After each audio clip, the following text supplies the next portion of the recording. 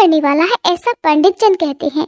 उस ज्ञान का मैं आपके आगे वर्णन करता हूँ, ध्यान पूर्वक सुनिए। ये सारा जगत जिससे व्याप्त होकर प्रकाशित होता है वह आत्मा ही पुरुष है। वह अनादि निर्गुण प्रकृति से परे अंतःकरण में स्फुरित होने वाला और स्वयं प्रकाश है। उस सर्वव्यापक पुरुष ने अपने आसपास लीला विलास पूर्वक आई हुई अव्यक्त और त्रिगुणात्मिका वैष्णवी माया को स्वेच्छा से स्वीकार कर लिया। लीला परायण प्रकृति अपने सत्वादी गुणों द्वारा उन्हीं के अनुरूप प्रजा की सृष्टि करने लगी। ये देखकर पुरुष ज्ञान को आच्छादित करने वाली उसकी आवरण शक्ति से मोहित हो गया, अपने स्वरूप को भूल गया। इस प्रकार अपने से भिन्न प्रकृति को ही अपना स्वरूप समझ लेने से पुरुष प्रकृति के गुणों द्वारा किए जाने वाले कर्मों में अपने को ही कर्ता मानने लगता है और इस कर्तव्याभिमान से ही अकर्ता स्वाधीन साक्षी और आनंद स्वरूप पुरुष को जन्म मृत्यु रूप बंधन और परतंत्रता की प्राप्ति होती है। कार्य रूप शरीर, कारण रूप इंद्रिय तथा कर्ता रूप इंद्रियाधिष्ठात्र देवताओं में पुरुष जो अपनेपन का आरोप कर लेता है, उसमें पंडित जन प्रकृति को ही कारण मान लेते हैं और वास्तव में प्रकृति से परे होकर भी प्रकृति से जुड़ा रहा है उस पुरुष को सुख दुखों के भोगने में कारण मानते हैं। तब देवहूति ने कहा, हे पुरुषोत्तम, इस विश्व के स्थूल सूक्ष्म कार्य जिनके स्वरूप हैं तथा जो इसके कारण है, उन प्रकृति और पुरुष का लक्षण भी अब आप मुझसे कहिए। तब श्री भगवान कहने लगे, जो त्रिगुणात्मक अव्यक्त नित्य और कारण कार्य रूप है तथा स्वयं निर्विशेष होकर भी संपूर्ण विशेष धर्मों का आश्रय है, उस प्रधान नामक तत्व को ही प्रकृति कहते हैं। 5 महाभूत, 5 तन्मात्रा, 4 अंतःकरण और 10 इंद्रिय, इन 24 तत्वों के समूह को विद्वान लोग प्रकृति का कार्य मानते हैं। पृथ्वी, जल, तेज, वायु और आकाश, ये 5 महाभूत हैं। गंध, रस, रूप, स्पर्श और शब्द, ये 5 तन्मात्र माने गए हैं। स्तोत्र, त्वचा, चक्षु, रसना, नासिका, वाक, पाणी, पाद, उपस्थ और पायु, ये 10 इंद्रियां हैं। मन, बुद्धि, चित्त और अहंकार, इन 4 के रूप में एक ही अंतःकरण अपनी संकल्प, निश्चय, चिंता और अभिमान रूपा 4 प्रकार की वृत्तियों से लक्षित होता है। इस प्रकार तत्वज्ञानी पुरुषों ने सगुण ब्रह्म के सन्निवेश स्थान इन 24 तत्वों की संख्या बतलाई है। इनके सिवा जो काल है वह 25वां तत्व है। कुछ लोग काल को पुरुष से भिन्न तत्व न मानकर पुरुष का प्रभाव अर्थात ईश्वर की संहार कारिणी शक्ति बताते हैं, जिससे माया के कार्य रूप देह आदि में आत्मत्व का अभिमान करके अहंकार से मोहित और अपने को कर्ता मानने वाले जीव को निरंतर भय लगा रहता है। हे मनुपुत्री, जिनकी प्रेरणा से गुणों की साम्यावस्था रूप निर्विशेष प्रकृति में गति उत्पन्न होती है, वास्तव में वे पुरुष रूप भगवान ही काल कहे जाते हैं। इस प्रकार जो अपनी माया के द्वारा सभी प्राणियों के भीतर जीव रूप से और बाहर काल रूप से व्याप्त हैं, वे ही भगवान के 25वें तत्व हैं। भगवान की चेतना शक्ति की प्रेरणा से तामस अहंकार के विकृत होने पर उससे शब्द तन्मात्र का प्रादुर्भाव हुआ। शब्द तन्मात्र से आकाश तथा शब्द का ज्ञान कराने वाली श्रोत्रेंद्रिय उत्पन्न हुई।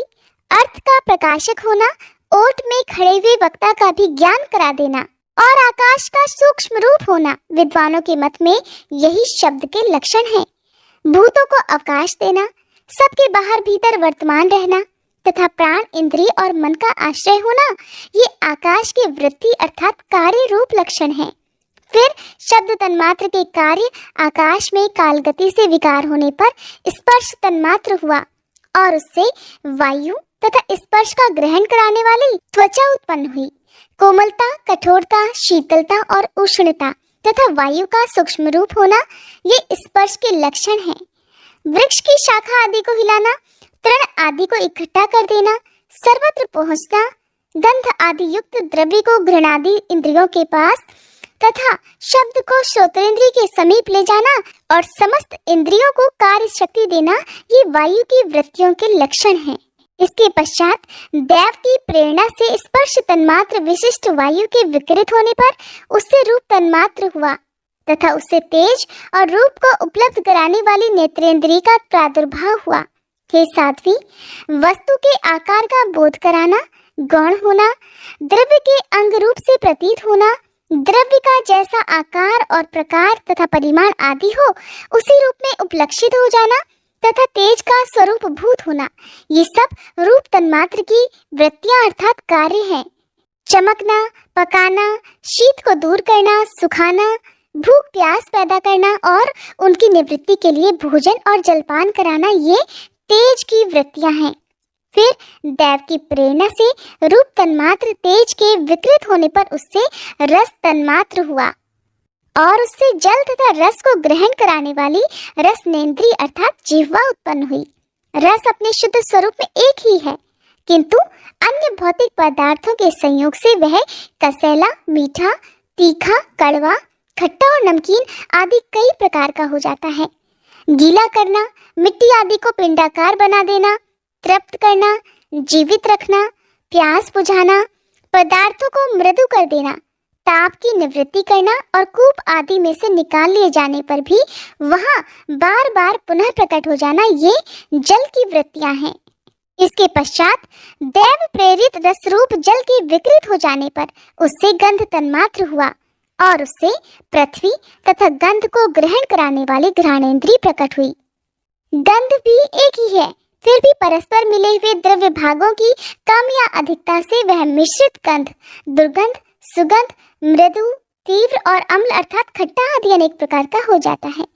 प्रतिमादि रूप से ब्रह्म की साकार भावना का आश्रय होना, जल आदि कारण तत्वों से भिन्न किसी दूसरे आश्रय की अपेक्षा किए बिना ही स्थित रहना, जल आदि अन्य पदार्थों को धारण करना, आकाश आदि का अवच्छेदक होना अर्थात घटाकाश, मठाकाश आदि भेदों का सिद्ध करना तथा परिणाम विशेष से संपूर्ण प्राणियों के गुणों को प्रकट करना, ये पृथ्वी के कार्य रूप लक्षण है।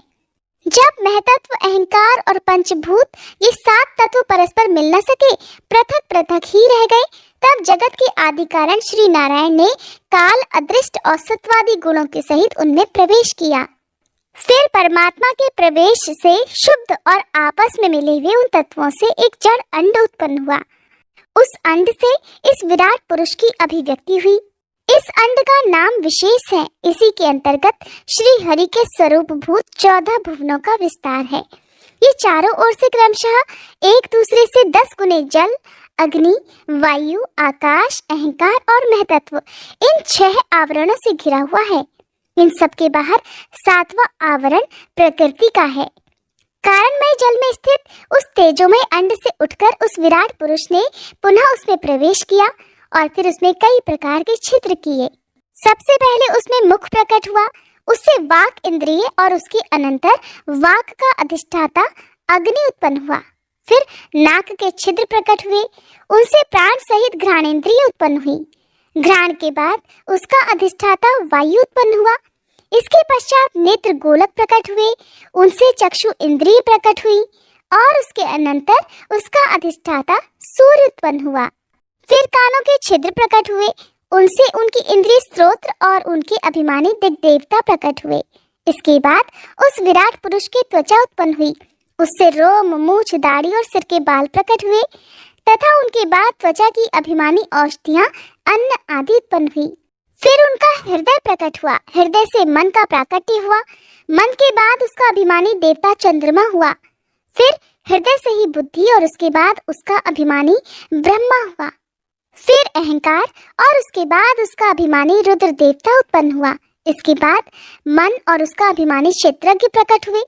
जब ये क्षेत्रज्ञ के अतिरिक्त सारे देवता उत्पन्न होकर भी विराट पुरुष को उठाने में असमर्थ रहे, तब उसे उठाने के लिए क्रमशः अपने अपने उत्पत्ति स्थानों में प्रविष्ट होने लगे। श्री हरि ने गति के साथ चरणों में प्रवेश किया तो भी विराट पुरुष नहीं उठा। नदियों ने रुधिर के साथ नाड़ियों में प्रवेश किया, तब भी विराट पुरुष नहीं उठा। समुद्र ने क्षुधा पिपासा के साथ उदर में प्रवेश किया, फिर भी विराट पुरुष नहीं उठा। चंद्रमा ने मन के सहित हृदय में प्रवेश किया, तब भी वह विराट पुरुष नहीं उठा। किंतु जब चित्त के अधिष्ठाता क्षेत्रज्ञ ने चित्त के सहित हृदय में प्रवेश किया, तब विराट पुरुष उसी समय जल से उठकर खड़ा हो गया। जिस प्रकार लोक में प्राण, इंद्रिय, मन और बुद्धि आदि चित्त के अधिष्ठाता क्षेत्रज्ञ की सहायता के बिना सोए हुए प्राणी को अपने बल से नहीं उठा सकते, उसी प्रकार विराट पुरुष को भी विक्षेत्रज्ञ परमात्मा के बिना नहीं उठा सके। अतः भक्ति, वैराग्य और चित्त की एकाग्रता से प्रकट हुए ज्ञान के द्वारा उस आत्माराम स्वरूप क्षेत्रज्ञ को इस शरीर में स्थित जानकर उसका चिंतन करना चाहिए।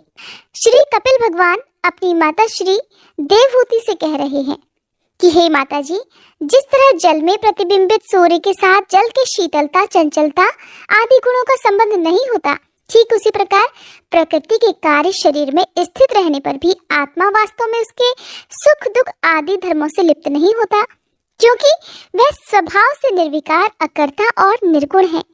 किंतु जब वही प्राकृत गुणों से अपना संबंध स्थापित कर लेता है, तब अहंकार से मोहित होकर मैं करता हूँ ऐसा मानने लगता है। उस अभिमान के कारण वह देह के संसर्ग से किए हुए पुण्य पाप रूप कर्मों के दोष से अपनी स्वाधीनता और शांति खो बैठता है और उत्तम, मध्यम और नीच योनि में उत्पन्न होकर संसार चक्र में घूमता रहता है। जिस तरह से स्वप्न में भय, शोक आदि का कोई कारण ना होने पर भी स्वप्न के पदार्थों में आस्था हो जाने के कारण दुख उठाना पड़ता है, उसी प्रकार भय, शोक, अहम, मम और जन्म मरण आदि रूप संसार की कोई सत्ता न होने पर भी अविद्यावश विषयों का चिंतन करते रहने से जीव का संसार चक्र कभी निवृत्त नहीं होता। इसीलिए बुद्धिमान मनुष्य को उचित है कि सन्मार्ग अर्थात विषय चिंतन में फंसे हुए चित्त को तीव्र भक्ति योग और वैराग्य के द्वारा धीरे धीरे अपने वश में लाना चाहिए। यम आदि योग साधनों के द्वारा श्रद्धा पूर्वक अभ्यास, मन को बार बार एकाग्र करते हुए मुझ में सच्चा भाव रखने, मेरी कथा सुनने, समस्त प्राणियों में समभाव रखने, किसी से वैर न करने, आसक्ति के त्याग, ब्रह्मचर्य, मौन व्रत और बलिष्ठ अर्थात भगवान को समर्पित किए हुए स्वधर्म से जिसे ऐसी स्थिति प्राप्त हो गई है कि प्रारब्ध के अनुसार जो कुछ मिल जाता है उसी में संतुष्ट रहने लगता है, परिमित भोजन करता है, सदा एकांत में रहता है, शांत स्वभाव वाला है, सभी का मित्र है, दयालु और धैर्यवान है, प्रकृति और पुरुष के वास्तविक स्वरूप के अनुभव से प्राप्त हुए तत्व ज्ञान के कारण स्त्री, पुत्र आदि संबंधियों के सहित इस देह में मैं मेरेपन का मिथ्या अभिनिवेश नहीं करता, बुद्धि की जागृत आदि अवस्थाओं से भी अलग हो गया है तथा परमात्मा के सिवा और कोई वस्तु नहीं देखता। वह आत्मदर्शी मुनि नेत्रों से सूर्य को देखने की भांति अपने शुद्ध अंतःकरण के द्वारा परमात्मा का साक्षात्कार कर उस अद्वितीय ब्रह्म पद को प्राप्त हो जाता है, जो देह आदि संपूर्ण उपाधियों से पृथक अहंकार आदि मिथ्या वस्तुओं में सत्य रूप से भासने वाला, जगत कारण भूता प्रकृति का अधिष्ठान, महद आदि कार्य वर्ग का प्रकाशक और कार्य कारण रूप संपूर्ण पदार्थों में व्याप्त है। जिस प्रकार जल में पड़ा हुआ सूर्य का प्रतिबिंब दीवार पर पड़े हुए अपने आभास के संबंध से देखा जाता है और जल में दिखने वाले प्रतिबिंब से आकाश में स्थित सूर्य का ज्ञान होता है, ठीक उसी प्रकार वैकारिक आदि भेद से तीन प्रकार का अहंकार देह, इंद्रिय और मन में स्थित अपने प्रतिबिंबों से लक्षित होता है और फिर सत परमात्मा के प्रतिबिंब युक्त उस अहंकार के द्वारा सत्य ज्ञान रूप परमात्मा का दर्शन होता है, जो सुषुप्ति के समय निद्रा से शब्द आदि भूत, सूक्ष्म इंद्रिय और मन, बुद्धि आदि के अव्याकृत में लीन हो जाने पर स्वयं जागता रहता है और सर्वथा अहंकार शून्य है। जागृत अवस्था में ये आत्मा भूत, सूक्ष्मादि दृश्य वर्ग के दृष्टा रूप में स्पष्टतया अनुभव में आता है। सोते समय अपने उपाधि भूत अहंकार का नाश होने से वह भ्रमवश अपने को ही नष्ट हुआ मान लेता है और जिस प्रकार धन का नाश हो जाने पर मनुष्य अपने को भी नष्ट हुआ मानकर अत्यंत व्याकुल हो जाता है, ठीक उसी प्रकार वह भी अत्यंत विवश होकर नष्टवत हो जाता है। हे माता जी, इन सब बातों का मनन करके विवेकी पुरुष अपने आत्मा का अनुभव कर लेता है, जो अहंकार के सहित संपूर्ण तत्वों का अधिष्ठान और प्रकाशक है। तब देवहूति ने भगवान कपिल से पूछा कि हे प्रभु, पुरुष और प्रकृति दोनों ही नित्य और एक दूसरे के आश्रय से रहने वाले हैं, इसलिए प्रकृति तो पुरुष को कभी छोड़ ही नहीं सकती। हे ब्राह्मण, जिस प्रकार गंध और पृथ्वी तथा रस और जल को पृथक पृथक स्थिति प्राप्त नहीं हो सकती, उसी प्रकार पुरुष और प्रकृति भी एक दूसरे को छोड़कर नहीं रह सकते। अतः जिनके आश्रय से अकर्ता पुरुष को ये कर्म बंधन प्राप्त हुआ है, उन प्रकृति के गुणों के रहते हुए उसे कैवल्य पद कैसे प्राप्त होगा? यदि तत्वों का विचार करने से कभी ये संसार बंधन का तीव्र भय निवृत्त हो भी जाए, तो भी उसके निमित्त भूत प्राकृत गुणों का अभाव न होने से ये डर, ये भय फिर उपस्थित हो सकता है। तब श्री भगवान कपिल कहने लगे कि हे माता जी, जिस प्रकार अग्नि का उत्पत्ति स्थान आरणी अपने से ही उत्पन्न अग्नि से जलकर भस्म हो जाती है, ठीक उसी प्रकार निष्काम भाव से किए हुए स्वधर्म पालन द्वारा अंतःकरण शुद्ध होने से बहुत समय तक भगवत कथा श्रवण द्वारा पुष्ट हुई मेरी तीव्र भक्ति से, तत्व साक्षात्कार कराने वाले ज्ञान से, प्रबल वैराग्य से, व्रत नियम आदि के सहित किए हुए ध्यानाभ्यास से और मन की प्रगाढ़ एकाग्रता से पुरुष की प्रकृति दिन रात क्षीण होती होती धीरे धीरे लीन हो जाती है। फिर नित्य प्रति दोष दिखने से भोग कर त्यागी हुई वह प्रकृति अपने स्वरूप में स्थित और स्वतंत्र अर्थात बंधन मुक्त होते हुए उस पुरुष का कुछ भी नहीं बिगाड़ सकती।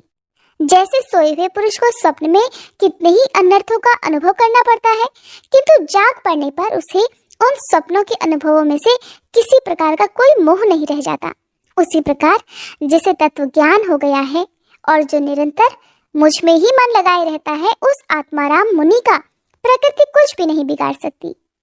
जब मनुष्य अनेकों जन्मों में बहुत समय तक इसी प्रकार आत्मचिंतन में ही लगा रहता है, तब उसे ब्रह्मलोक पर्यंत सभी प्रकार के भोगों से वैराग्य हो जाता है। मेरा वह धैर्यवान भक्त मेरी ही महती कृपा से तत्व ज्ञान प्राप्त करके आत्मानुभव के द्वारा सारे संशयों से मुक्त हो जाता है और फिर लिंग देह का नाश होने पर एकमात्र मेरे ही आश्रित अपने स्वरूपभूत कैवल्य संज्ञक मंगलमय पद को सहज में ही प्राप्त कर लेता है, जहाँ पहुँचने पर योगी फिर वापस लौट कर नहीं आता। हे माता जी, यदि योगी का चित्त योग साधना से बढ़ी हुई मायामयी अणिमादी सिद्धियों में, जिनकी प्राप्ति का योग के सिवा दूसरा कोई साधन ही नहीं है, उनमें नहीं फंसता, तो उसे मेरा यह अविनाशी परम पद प्राप्त हो जाता है, जहाँ मृत्यु की कोई भी दाल नहीं गलती। श्री कपिल भगवान कहते हैं कि हे माता जी, अब मैं आपको सबीज अर्थात ध्येय स्वरूप के आलंबन से युक्त योग का लक्षण बताता हूँ, जिसके द्वारा मन शुद्ध और प्रसन्न होकर परमात्मा के मार्ग में प्रवृत्त हो जाता है। यथाशक्ति शास्त्र विहित स्वधर्म का पालन करना और शास्त्र विरुद्ध आचरण का परित्याग करना, प्रारब्ध के अनुसार जो कुछ भी मिल जाए उसी में संतुष्ट रहना, आत्मज्ञानियों के चरणों की पूजा करना, विषय वासनाओं को बढ़ाने वाले कर्मों से दूर रहना, संसार बंधन से छुड़ाने वाले धर्मों में प्रेम करना, पवित्र और परिमित भोजन करना, निरंतर एकांत और निर्भय स्थान में रहना, मन, वाणी और शरीर से किसी भी जीव को ना सताना, सत्य बोलना, चोरी ना करना, आवश्यकता से अधिक वस्तुओं का संग्रह ना करना, ब्रह्मचर्य का पालन करना, तपस्या करना, बाहर भीतर से पवित्र रहना, शास्त्रों का अध्ययन करना, भगवान की पूजा करना, वाणी पर संयम रखना, उत्तम आसनों का अभ्यास करके स्थिरता पूर्वक बैठना और धीरे धीरे प्राणायाम के द्वारा अपनी श्वास को जीतना, इंद्रियों को मन के द्वारा विषयों से हटाकर अपने हृदय में ले जाना, मूलाधार आदि किसी भी एक केंद्र में अपने मन के सहित प्राणों को स्थिर करना, निरंतर भगवान की लीलाओं का चिंतन और चित्त को समाहित करना, इनसे तथा व्रत दान आदि दूसरे साधनों से भी सावधानी के साथ प्राणों को जीतकर बुद्धि के द्वारा अपने कुमार्गगामी दुष्ट चित्त को धीरे धीरे एकाग्र करके परमात्मा के ध्यान में लगाना चाहिए। पहले आसन को जीते, फिर प्राणायाम के अभ्यास के लिए पवित्र देश में कुछ मृग चर्म आदि से युक्त आसन बिछाएं, उस पर शरीर को सीधा और स्थिर रखते हुए सुखपूर्वक बैठकर अभ्यास करें। शुरुआत में पूरक, कुंभक और रेचक क्रम से अथवा इसके विपरीत रेचक, कुंभक और पूरक करके प्राण के मार्ग का शोधन करें, जिससे कि मन स्थिर और निश्चल हो जाए। जिस प्रकार वायु और अग्नि से तपाया हुआ सोना अपनी अशुद्धि का त्याग कर देता है, ठीक उसी प्रकार से जो योगी प्राणवायु को जीत लेता है, उसका मन बहुत शीघ्र शुद्ध हो जाता है। इसलिए योगी को उचित है कि प्राणायाम से वात पित्त जनित दोषों को धारणा से पापों को, प्रत्याहार से विषयों के संबंध को और ध्यान से भगवत विमुख करने वाले राग द्वेष आदि दुर्गुणों को दूर करें। जब योग का अभ्यास करते करते मन निर्मल और एकाग्र हो जाए तब नासिका के अग्रभाग में दृष्टि जमा कर इस प्रकार भगवान की मूर्ति का ध्यान करें। भगवान का मुख कमल आनंद से प्रफुल्ल है, नेत्र कमल कोश के समान रत्नारे हैं, शरीर नील कमल दल के समान श्याम है, हाथों में शंख चक्र और गदा धारण किए हुए हैं, कमल की केसर के समान पीला रेशमी वस्त्र लहरा रहा है, वक्ष स्थल में श्रीवत्स चिन्ह है और गले में कौस्तुभ मणि झिलमिला रही है। वनमाला चरणों तक लटकी हुई है, जिसके चारों ओर भौरे सुगंध से मतवाले होकर मधुर गुंजार कर रहे हैं और अंग प्रत्यंग में महामूल्य हार, कंकण, किरीट, भुजबंद और नुपुर आदि आभूषण विराजमान हैं। कमर में करधनी की लड़ियां उसकी शोभा बढ़ा रही हैं। भक्तों की हृदय कमल ही उनकी आसन है। उनका दर्शनीय श्याम सुंदर स्वरूप अत्यंत शांत और मन और नयनों को आनंदित करने वाला है। उनकी अति सुंदर किशोर अवस्था है। वे भक्तों पर कृपा करने के लिए आतुर हो रहे हैं। बड़ी मनोहर झांकी है। भगवान सदा संपूर्ण लोगों से वंदित हैं। उनका पवित्र यश परम कीर्तनीय है और वे राजा बलि आदि परम यशस्वियों के भी यश को बढ़ाने वाले हैं। इस प्रकार श्री नारायण देव का संपूर्ण अंगों के सहित उनका तब तक ध्यान करें जब तक कि चित्त वहां से हटे नहीं।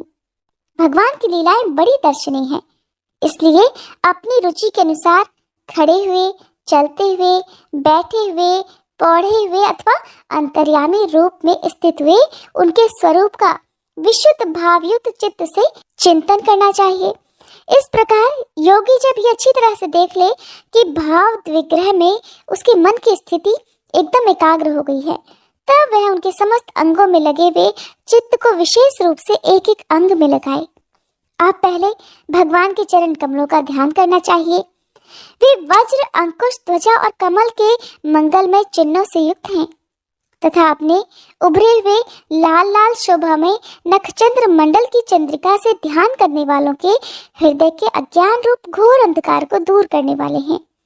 इन्हीं की धोवन से नदियों में श्रेष्ठ श्री गंगा जी प्रकट हुई थी और इन्हीं गंगा जी के पवित्र जल को मस्तक पर धारण करने के कारण स्वयं मंगल रूप श्री महादेव जी और भी अधिक मंगलमय हो गए थे।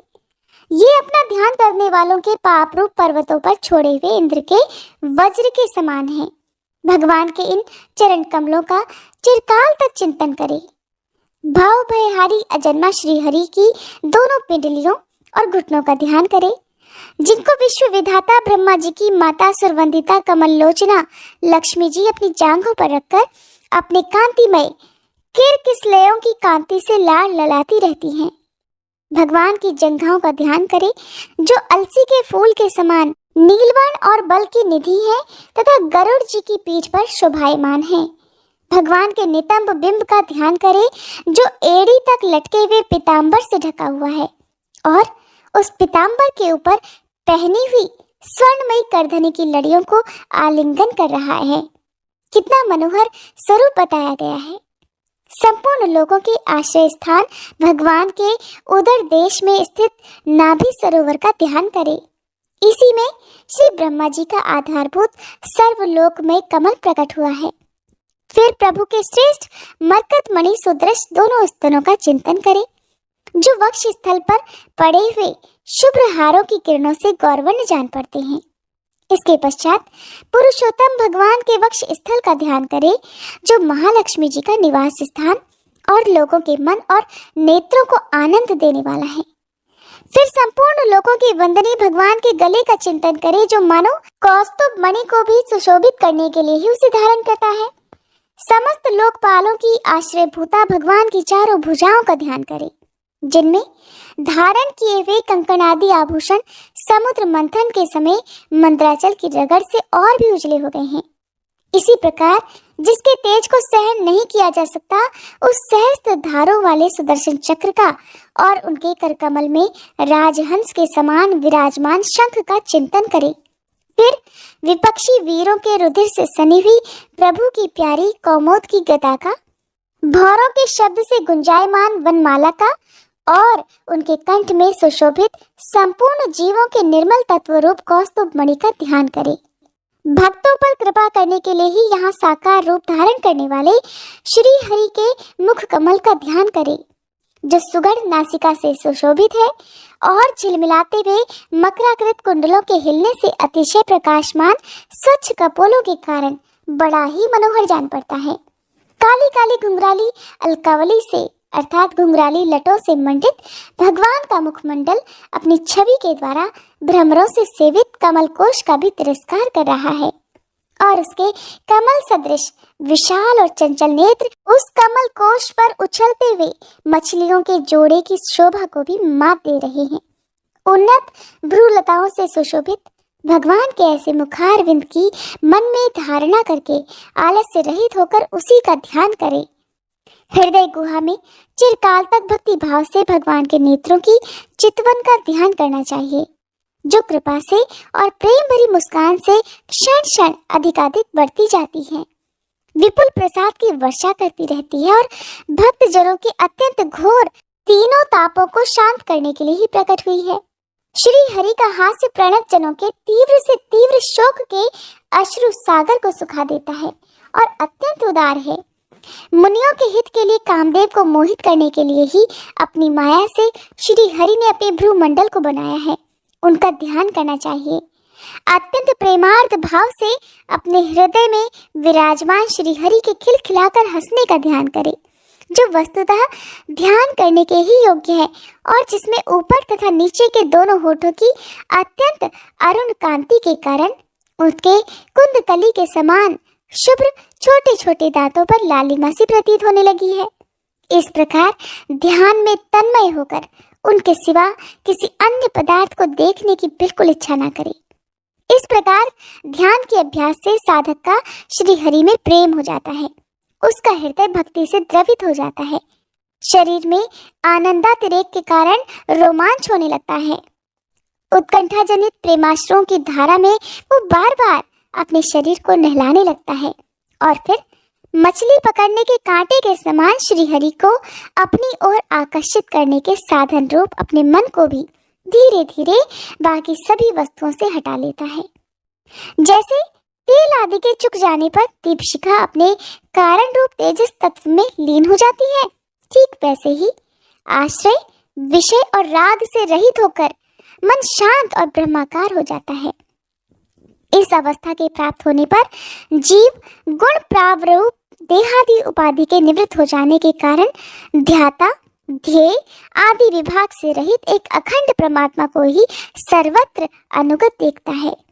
योगाभ्यास से प्राप्त हुई मन की इस अविद्या रहित लय रूप निवृत्ति से अपनी सुख दुख रहित ब्रह्म रूप महिमा में स्थित होकर परमात्मा तत्व का साक्षात्कार कर लेने पर वह योगी जिस सुख दुख के भोग तत्व को पहले अज्ञानवश अपने स्वरूप में देखता था, अब उसे अविद्याकृत अहंकार में ही देखने लगता है। जिस प्रकार मदिरा के मद से मतवाले पुरुष को अपनी कमर पर लपेटे हुए वस्त्र के रहने या फिर ना रहने तक का भी कोई सुध ही नहीं रहती, उसी प्रकार चर्मावस्था को प्राप्त हुए सिद्ध पुरुष को भी अपनी देह के उठने बैठने और देहवश कहीं भी जाने या लौट आने के विषय में कुछ भी ध्यान नहीं रहता, क्योंकि वो तो अपने परमानंदमय स्वरूप में स्थित है। उसका शरीर तो पूर्व जन्म के संस्कारों के अधीन है, इसलिए जब तक उसका आरंभक प्रारब्ध शेष है तब तक वह इंद्रियों के सहित जीवित रहता है। किंतु जिसे समाधि पर्यंत योग की स्थिति प्राप्त हो गई हो और जिसने परमात्मा तत्व को भी भलीभांति जान लिया हो, वह सिद्ध पुरुष पुत्र कलत्रादि के सहित इस शरीर को स्वप्न में प्रतीत होने वाले शरीर के समान फिर स्वीकार नहीं करता, फिर उसमें अहंता ममता बिल्कुल नहीं करता। जिस प्रकार अत्यंत स्नेह के कारण पुत्र और धन आदि में भी साधारण जीवों की आत्मबुद्धि रहती है, किंतु थोड़ा सा विचार करने से ही वे उनसे स्पष्टतया अलग दिखाई देते हैं, उसी प्रकार जिन्हें ये अपना आत्मा में मान बैठा हूँ, उन देह आदि से भी उनका साक्षी पुरुष पृथक ही है। जिस प्रकार जलती हुई लकड़ी से, चिंगारी से, स्वयं अग्नि से ही प्रकट हुए धुएं से अग्नि रूप मानी जाने वाली उस जलती हुई लकड़ी से भी अग्नि वास्तव में पृथक ही होती है, उसी प्रकार भूत, इंद्रिय और अंतःकरण से उसका साक्षी आत्मा अलग होता है और जीव कहलाने वाले उस आत्मा से भी वह ब्रह्म भिन्न है और प्रकृति से उसके संचालक पुरुषोत्तम भिन्न है। इसलिए भगवान का भक्त जीव के स्वरूप को छिपा देने वाली कार्य कारण रूप से परिणाम को प्राप्त हुई भगवान की इस अचिंत्य शक्तिमय माया को भगवान की कृपा से ही जीतकर अपने वास्तविक स्वरूप ब्रह्म रूप में स्थित होता है। हरे कृष्णा। आज की कथा में बस इतना।